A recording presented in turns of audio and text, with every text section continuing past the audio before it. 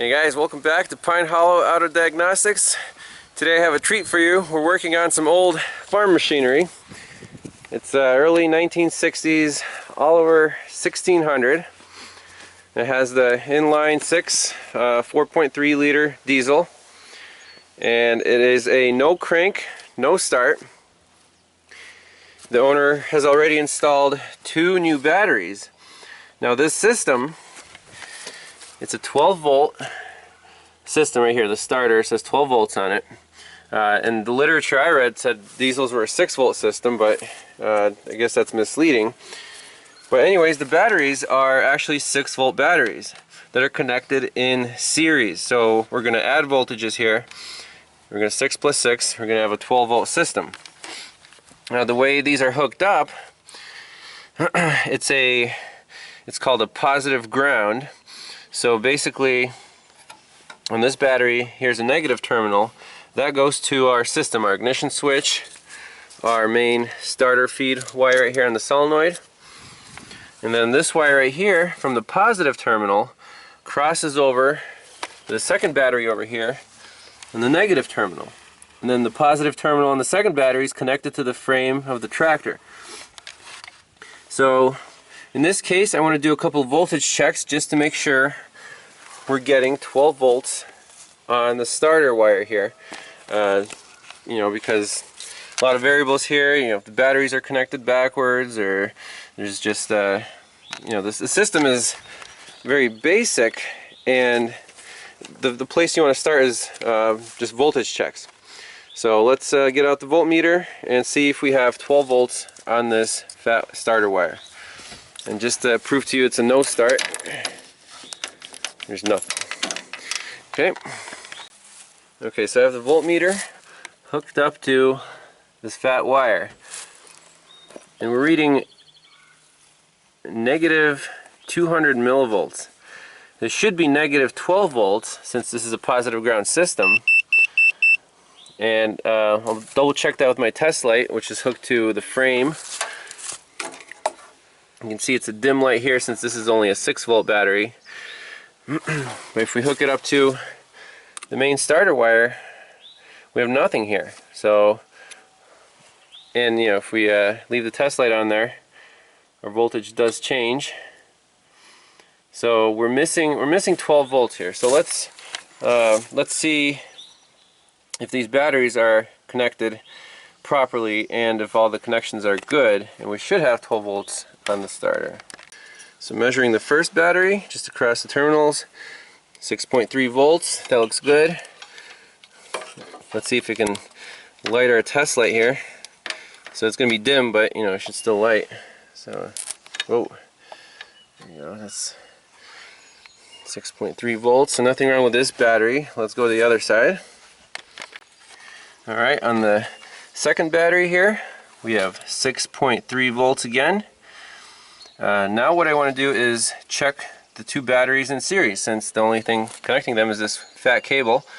So let's go from, leave this one on here and take our negative clamp to the other side. So now we're measuring from the positive here, and then this negative is connected to that positive, and then my other lead, their jumper wire, is connected to the negative, which goes to that starter post. And from there we should have 12 volts. But we're reading 200 millivolts, about what we saw on that starter wire. So here it's conclusive. The problem is somewhere in the connection between the 2 batteries, since the batteries we just proved are good on their own. They're 6.3 volts. And when we add them together, we get 200 millivolts, which is incorrect. And they are hooked up properly, positive to negative over there. Verified that. So let's see if we can find this this voltage drop. So in checking these connections, I just wiggled this wire, and look what we have here. Sparks, corrosion. If we do a voltage measurement, let's do a voltage drop from here to here across this sparking connection, and see if that's where our voltage drop is. Alright guys, the proof is in the pudding here. We have the leads connected from right here, the copper strands, to the battery terminal, and sure enough we have 12.4 volts across that connection. So completely bad connection right there. So what we're going to do is unbolt this, maybe strip some of this crusty copper away, and tighten it back down, maybe lube it up, and maybe we'll see this thing fire up. Well, I buzzed the clamp off, and this thing looks pretty nasty. So we're just going to clip off this mess and strip off a little insulation, reclamp it, clean this up with a little sandpaper. Should be good as new. Alright, we've got the wire nicely cleaned up, fresh copper strands. This guy, the terminal, cleaned up. I'm going to spray it down with favorite WD-40. Here's the clamp, wire wheeled, clean. Let's bolt this together, turn the key. So we're not quite done, it looks like. So we got that terminal taken care of. I attached the terminal to the battery post here, and there's a huge spark. You can see it almost like welded itself.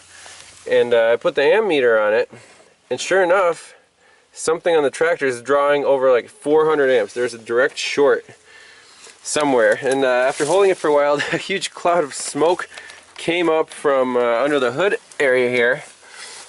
So again, something is trying to catch on fire. Maybe a shorted harness. So I'm going to try to do that again, and we're going to pinpoint where the smoke is coming from. Sometimes that's the fastest way to pinpoint the short. So here we go. Connect this up and watch for smoke.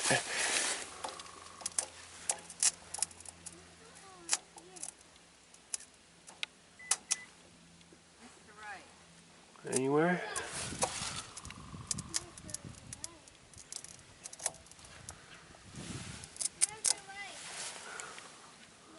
You can smell burning electrical. See, it's right there. Right there. Woo! Perfect. In here somewhere. Perfect. Right in that harness, right? Right there. That's probably it right there. This harness is hot. Hot, hot, hot.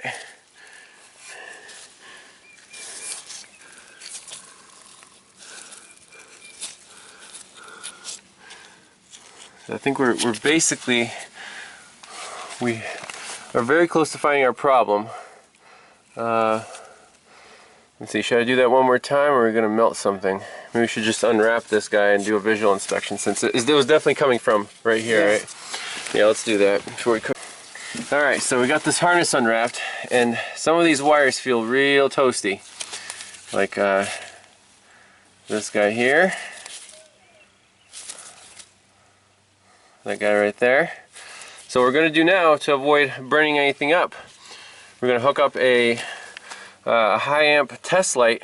So instead of doing 400 amps, we'll do like 5 amps, and we'll just track the current and see where it's going and why it's shorting directly to ground. So let me hook that up right now. Alright, once again we're using our safe, tried and tested short to ground method here. Now I have 2 automotive bulbs hooked up, and both filaments are lit, and this is a custom creation. So basically we have 5 amps being drawn by these bulbs. So instead of 400 amps, direct short, we have a controlled load on here. Now with the amp clamp, we're testing where this current's going. And right here we have exactly 5 amps going right to the alternator on this fat red wire. And just to prove to you that it's going to the alternator and not coming back, meaning it's just going right to back to the battery, it's not coming back on any of these other wires. So it's going to the alternator, it's grounded on the housing, right back to our battery on our frame. There's our 5 amps right there, through the frame, back to the battery. So the question now is, the system, on the repair manual it shows a positive ground like on old British cars, but we know that the alternator is not original here, and this might be just a standard alternator where this is actually positive. And if you hook it up backwards, the diodes in there will just let current straight through, the way that they're not supposed to. So again, these batteries were just replaced, and we know it ran before. So the variable here is were the terminals mixed up, meaning positive to negative, because they were hooked up according to the original wiring diagram. But we don't know if the system was upgraded to a modern, standard 12-volt system, not the negative, positive ground. So in this case, what we can do is basically a resistance check on the alternator to check these diodes. See if there's resistance one way, not the other. Or we can just hook up the battery backwards, with our test lamps, and if they don't light, if we reverse the polarity, then hopefully we didn't cook the alternator here by just hooking up the batteries. So that's the next step. Alright, so we unhooked the positive, or red wire, from the alternator. When we hook the battery back up, there's no more sparking. Okay? So just for kicks, let me turn the ignition switch to start. Sweet. So it works. Starter works, ignition switch works. So now we just have to deal with this variable here. Was the alternator, upgraded, and do we need to switch the polarity on our battery? So let's come up with a way to quickly test that. So I was curious if the starter was spinning the engine over the right way. Okay, so I put my hand on the exhaust pipe and gave it a spin, and this happened.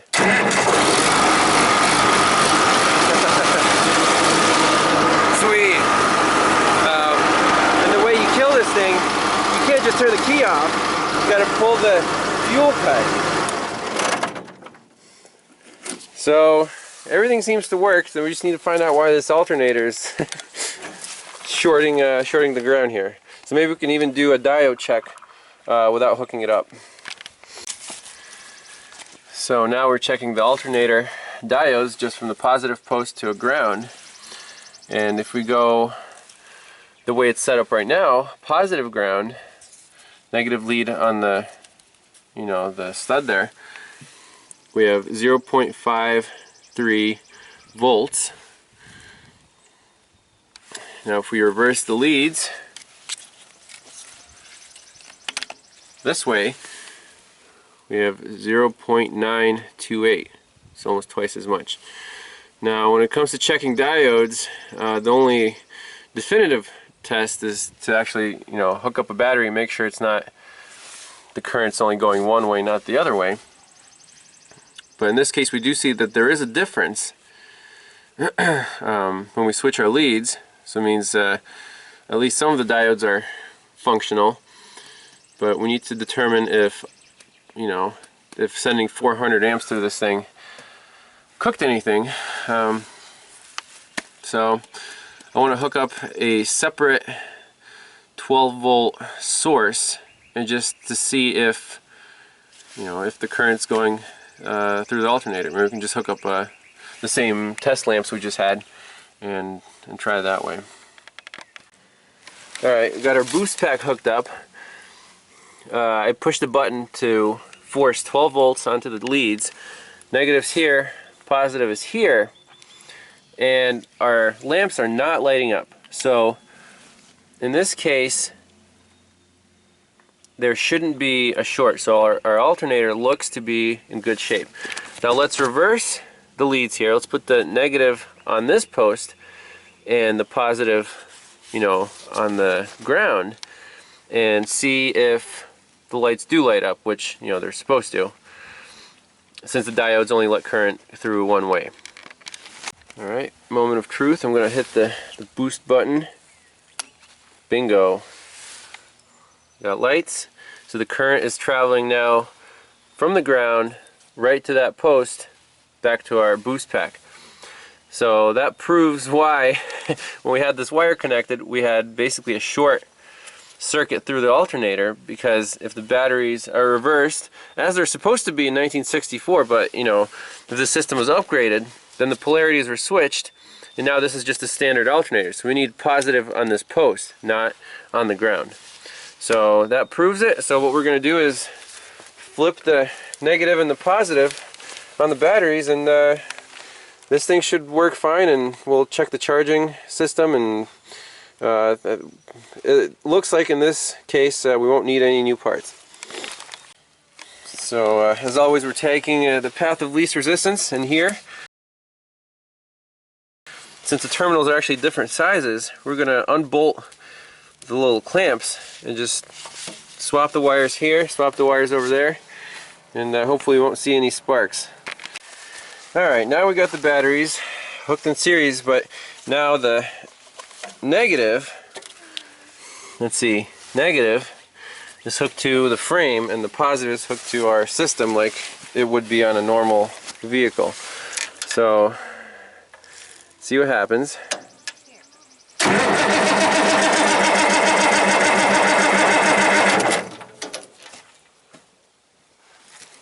Oh, I gotta push the fuel thing in, right? Okay.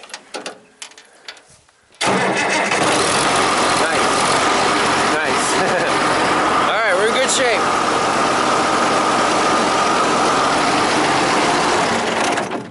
Now we just got to hook up the alternator and check our system voltage, see if it's charging. We should be all set.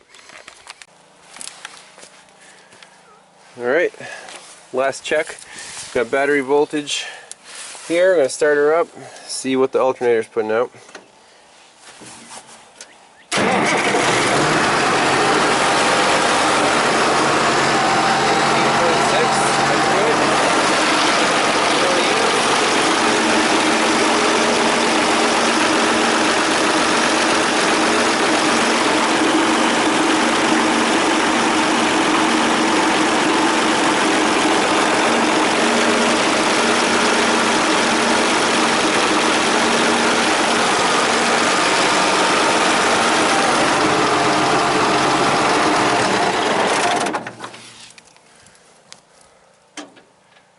That's with the key off.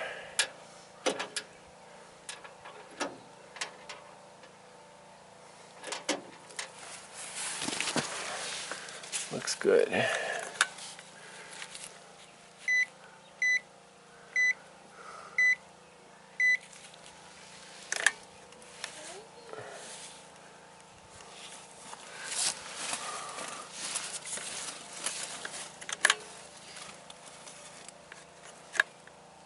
So I want to check for parasitic draws before we conclude here. At 0, 0 on there.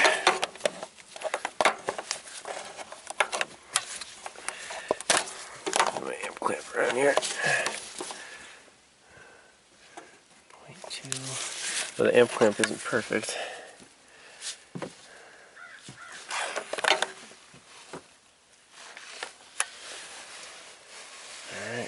Well, everything looks good.